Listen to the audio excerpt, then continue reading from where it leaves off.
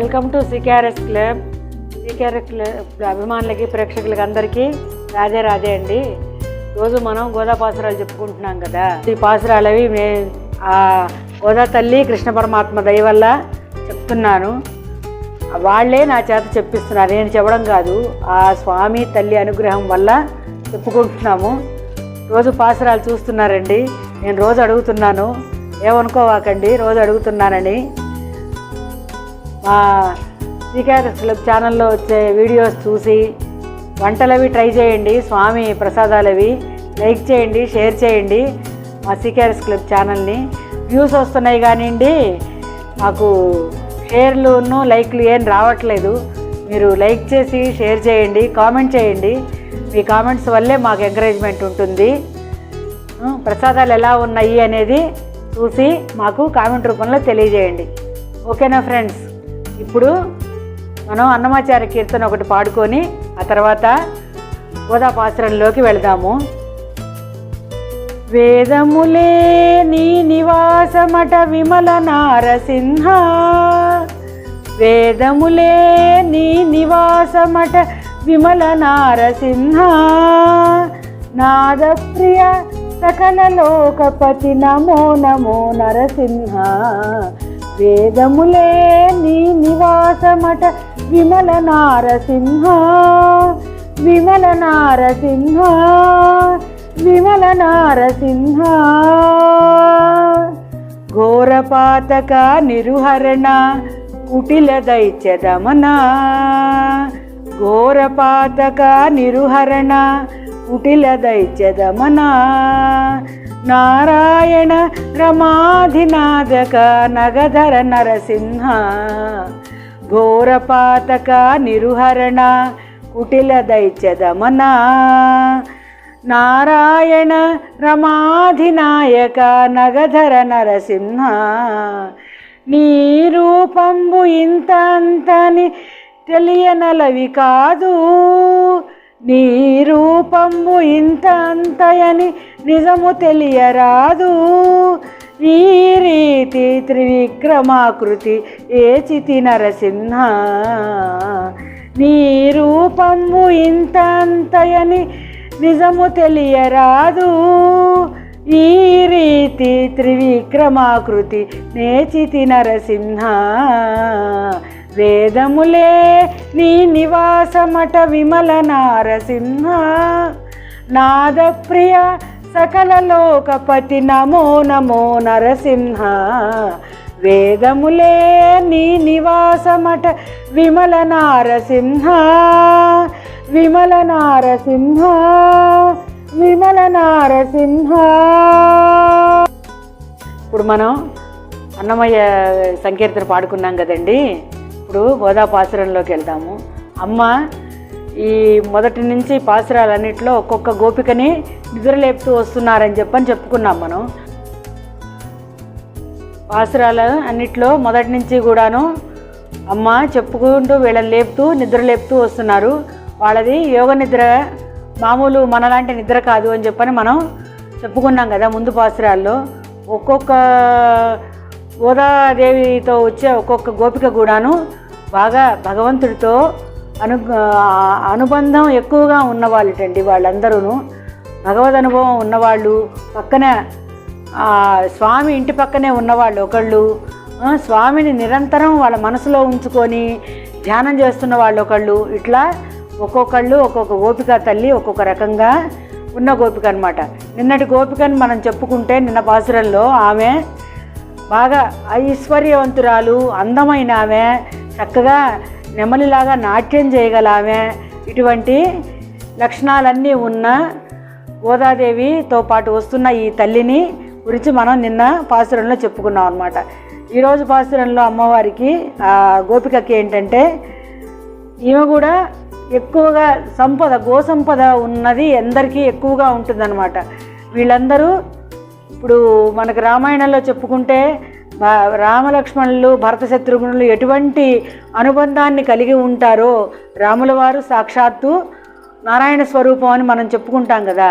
త్రేతాయుగంలో రాముల వారుగా వచ్చారు నారాయణులు, ఆ తర్వాత ద్వాపర యుగంలో కృష్ణమూర్తిగా వచ్చాడు ఆయన.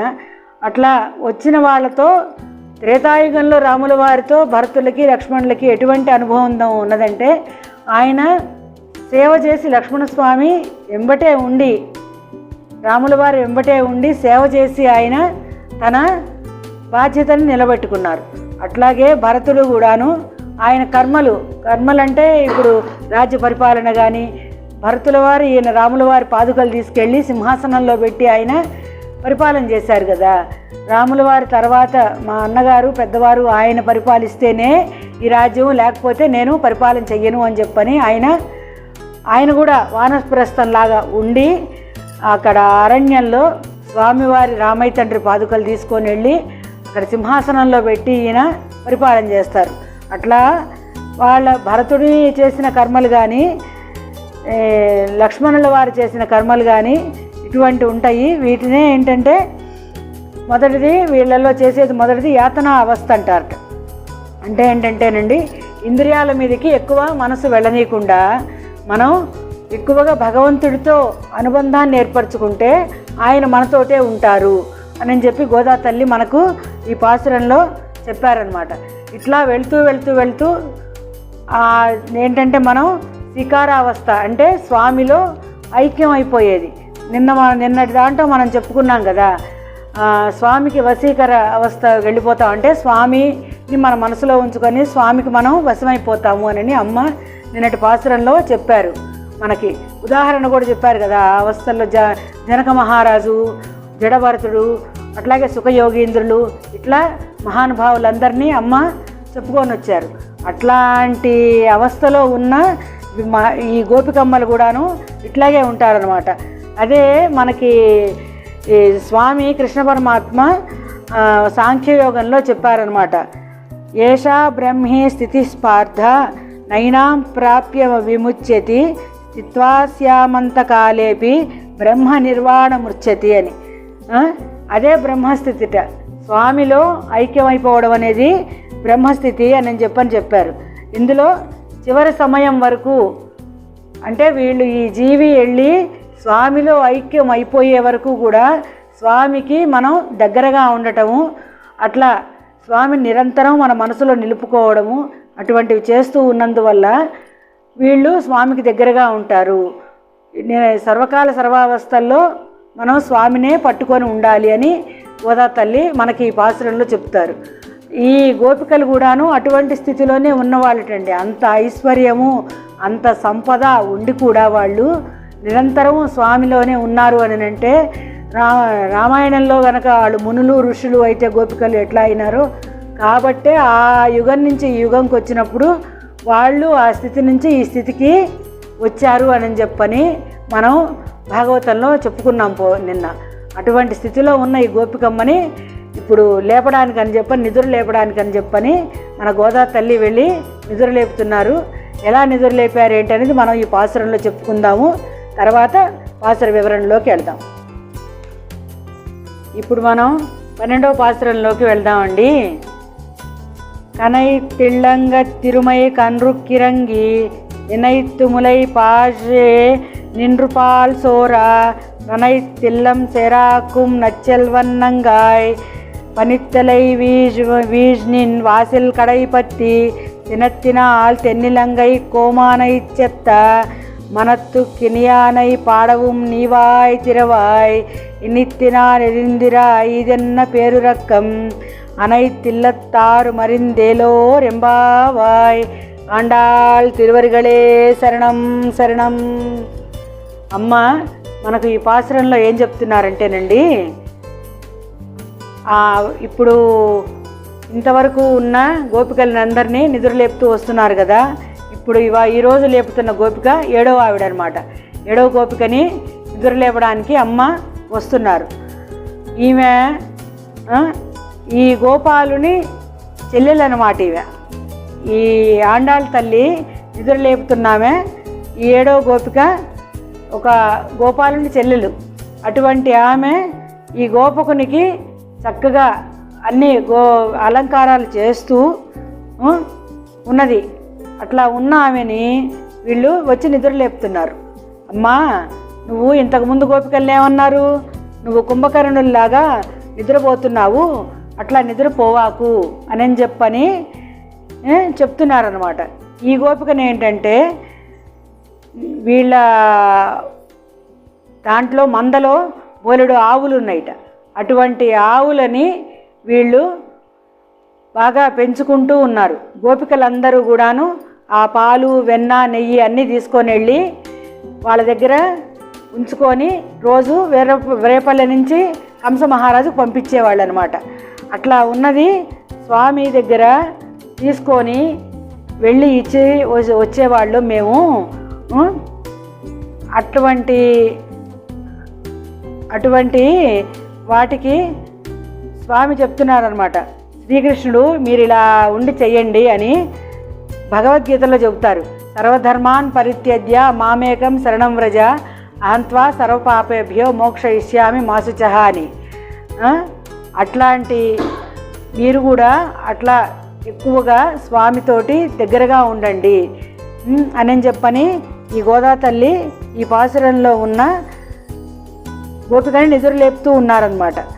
మళ్ళీ స్వామి ఏం చెప్పారంటే సాంఖ్యయోగంలోనే ఏషా బ్రహ్మీ స్థితిస్పార్థ నైనాం ప్రాప్య విముచ్యతి స్థిత్వాస్యామంత కాలేపి బ్రహ్మ నిర్వాణముచ్యతి.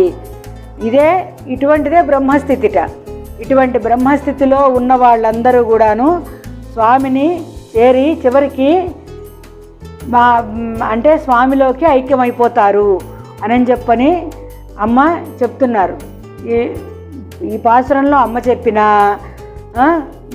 మనకి భగవానుడు చెప్పినా కూడా ఒకటేనమాట. వీళ్ళు ఈ గోదా తల్లి వీళ్ళందరూ వెళ్ళి ఆ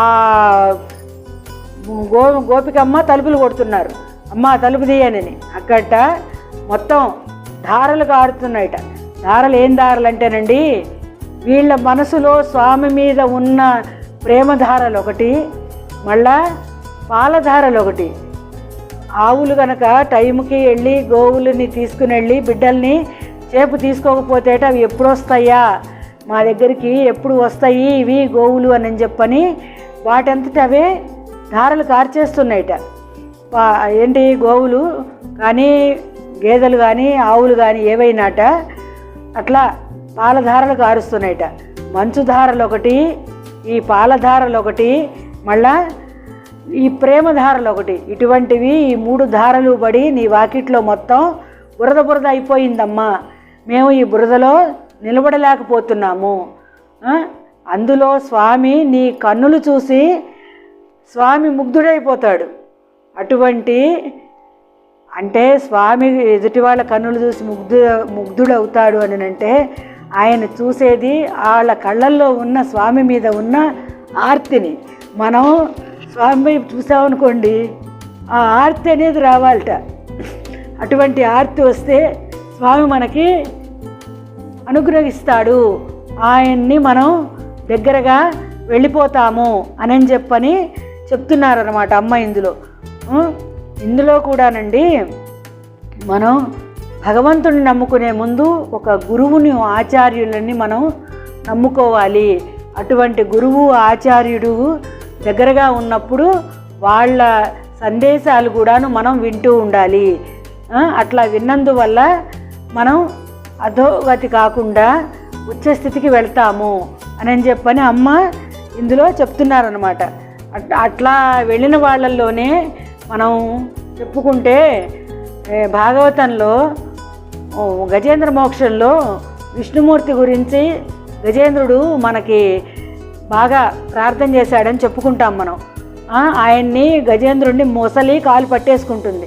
కొన్ని సంవత్సరాలు, 1000 సంవత్సరాల పాటు ఆయన గజేంద్రుడు స్వామి కోసం తపస్సు చేస్తాడు. చేసినప్పుడు ఏంటంటే స్వామి నువ్వురా నన్ను అనుగ్రహించు అని చెప్పని అప్పుడు భాగవతంలో మనకు పోతనామాచులు ఒక పద్యాన్ని వివరించారు.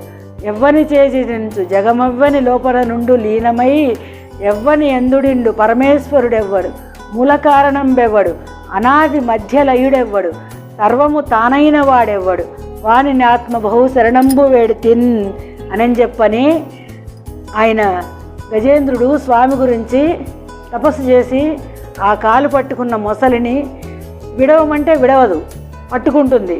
ఎవరు రక్షించేవాళ్ళు లేరు ఆయన్ని. ఎవరు రక్షిస్తారు నన్ను? ఈ జగంలో ఎవరు రక్షిస్తారు? జగమవ్వని లోపల నుండి లీనమై ఎందుడిండు? ఎక్కడున్నాడు ఆ భగవంతుడు? పరమేశ్వరుడు ఎవరు వాడు నన్ను రక్షించేవాడు ఎవరు? మూల కారణం ఎవడు? నేను ఇటువంటి స్థితికి రావడానికి మూల కారణం ఎవ్వరు? అనాది మధ్యలయుడెవడు? ఆది అంతం అనేవాడు ఎవరున్నారు? ప్రపంచం మొత్తాన్ని నడిపించేవాడు ఎవరున్నారు? సర్వము తానైన వాడు. ఈ ప్రపంచం మొత్తానికి నేనే ఉన్నాను, రక్షిస్తున్నాను అనేటటువంటి వాడు ఎవరున్నారు అని చెప్పని అట్లా స్వామిని గురించి ఆయన తపస్సు చేసి చేసి చేసి స్వామిని గురించి ఆ బాధపడి, స్వామి ఎక్కడున్నావు నువ్వు రమ్మనమని చెప్పని ఆర్తితో పిలుస్తాడు. అప్పుడు పిలిచినప్పుడు స్వామి వస్తాడనమాట. అలవైకుంఠపురంబులో నగరిలో ఆమూల సౌదంబులో ఆవల అని చెప్తారు. అక్కడ ఉన్నట్ట స్వామి. అటువంటి స్వామి అన్నీ వదిలేసి వచ్చి గజేంద్రుడిని రక్షిస్తాడు. అట్లా రక్షించాడు కాబట్టే గజేంద్రుడు స్వామిని వేడుకున్నాడు. మీరు కూడా అట్లా వేడుకోండి, మనసు స్వామి పాదాల దగ్గర పెట్టండి అని అమ్మ మనకి పాసురంలో చెప్పి ఆ గోదా తల్లిని పిలుస్తున్నారు. గోదా తల్లి ఆ గోపికమ్మను పిలుస్తున్నారు. ఈ గోపికమ్మ ఏం చేసింది? గదిలోనే ఉండి రాదు బయటికి. ఎప్పుడొస్తుందా అని చెప్పని వీళ్ళందరూ ఎదురు చూస్తూ ఉంటారనమాట.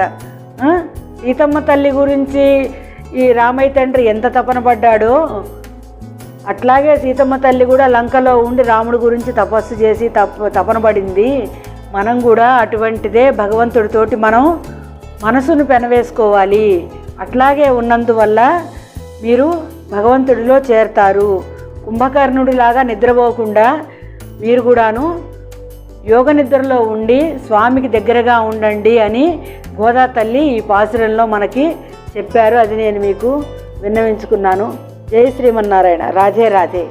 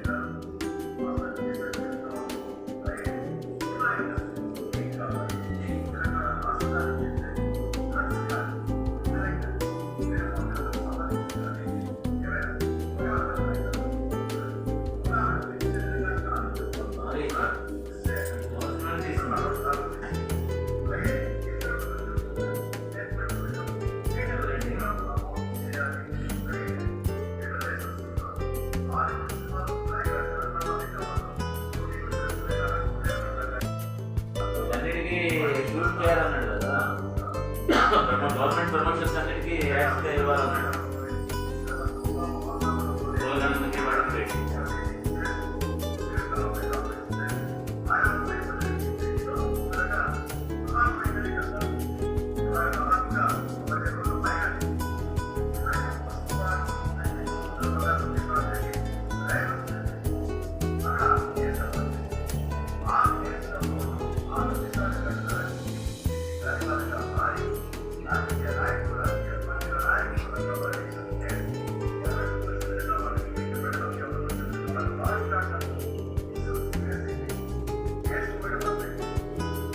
கனைத்திளங்கற்றெருமை கன்றுக்கிறங்கி நினைத்து முலை வழியே நின்று பால் சோர நனைத்தில்லம் சேராக்கும் நற்செல்வன் தங்காய் பனித்தலை வீழ நின்வாசல் கடைபற்றி சினத்தினால் தென்னிலங்கை கோமானைச் செற்ற மனத்துக்கினியானைப் பாடவும் நீ வாய் திறவாய் இனித்தான் எழுந்திராய் ஈதன்ன பேருறக்கம் அனைத்தில்லத்தாரும் அறிந்தேலோரெம்பாவாய்